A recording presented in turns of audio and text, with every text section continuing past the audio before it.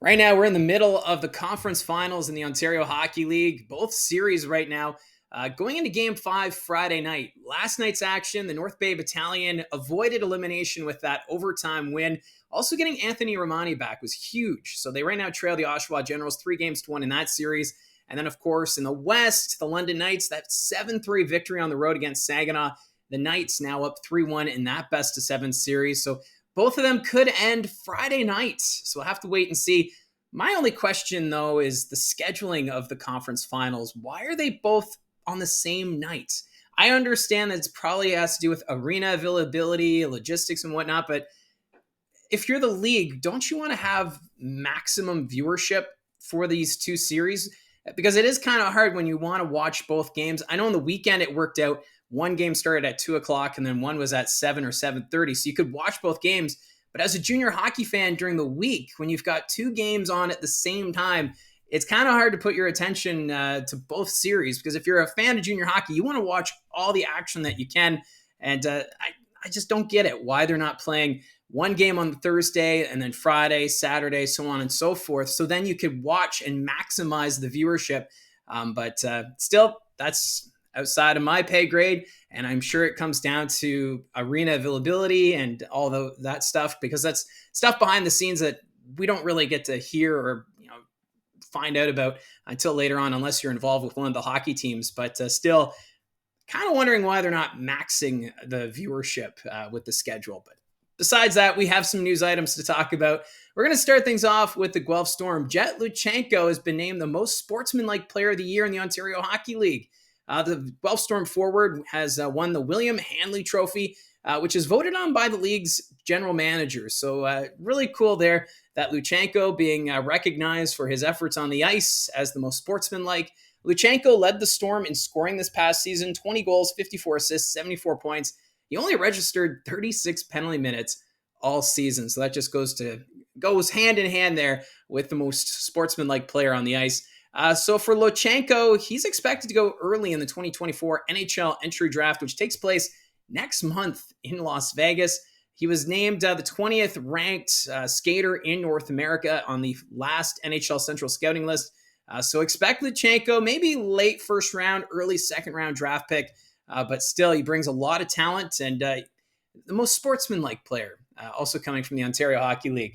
The runner-up, though, goes to Dalibor Dvorsky of the Sudbury Wolves. He joined the team a little later in the season, but still his sportsmanship didn't go unnoticed there. Runner-up, as I said, he was selected 10th overall by the St. Louis Blues in last summer's draft. So a big congratulations to Dvorsky and to Jett Luchenko.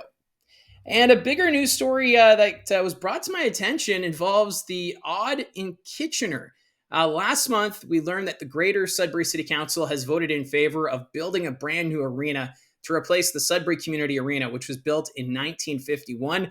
And really, since that decision was made, city councilors and staff in Kitchener, well, they're now starting to discuss, what do we do with our arena? It was also built in 1951, so if this arena in Sudbury is built, that would make the Odd the oldest arena in operation in the OHL circuit. So they're wanting to get the talks going early on, and they want to have more talks and maybe a motion in place by the end of 2026 about what to do with the arena moving forward. Do you build new or do you renovate? Obviously, the infrastructure is going to need some replacing. They're going to want to bring some more amenities to improve the experience for both the players and the fans. The Odd is already one of the best places to take in a junior hockey game. If you haven't been, you got to check it out. It's a lot of people consider it Maple Leaf Gardens of the OHL. And back in 2012, that's the last time they did upgrades to the arena. They actually raised the roof and added 1,000 seats, bringing the seating capacity to 7,700 for junior hockey. It's a great experience, and I think right now with the way it's sitting, I don't think they can add more seats. That's my understanding, because when I covered the Kitchener Rangers, that was going back, my last season was 2010, 2011, talks were about the arena. Do you build a new arena? At that time, I think it was a 12,000 seat arena they were looking at, and that would cost you about $400 million when you factor in inflation for today's construction prices. Or if you renovate, you're looking at $150 million. So Obviously, those aren't final estimates. There's a lot of research that has to be put into it. That's where the city staff will come about to file that report with Kitchener City Council to help them make a proper decision.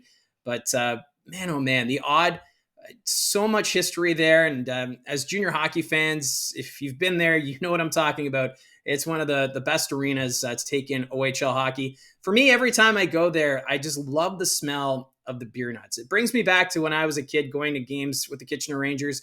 As soon as you get past the ticket counter there, you could just the smells are magnificent, and it just sends you back.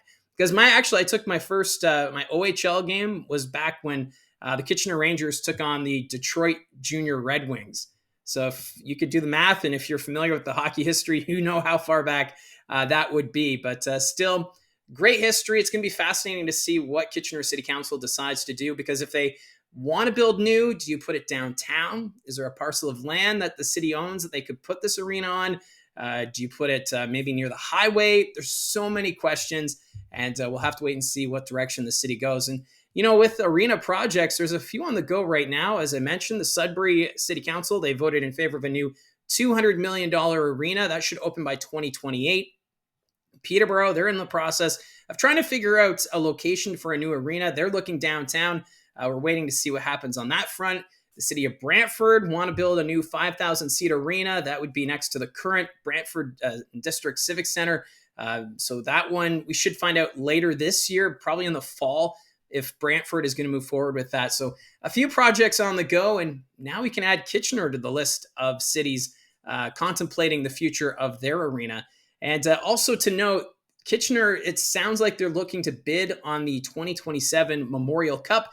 That is the next time that the OHL is the host league for the tournament.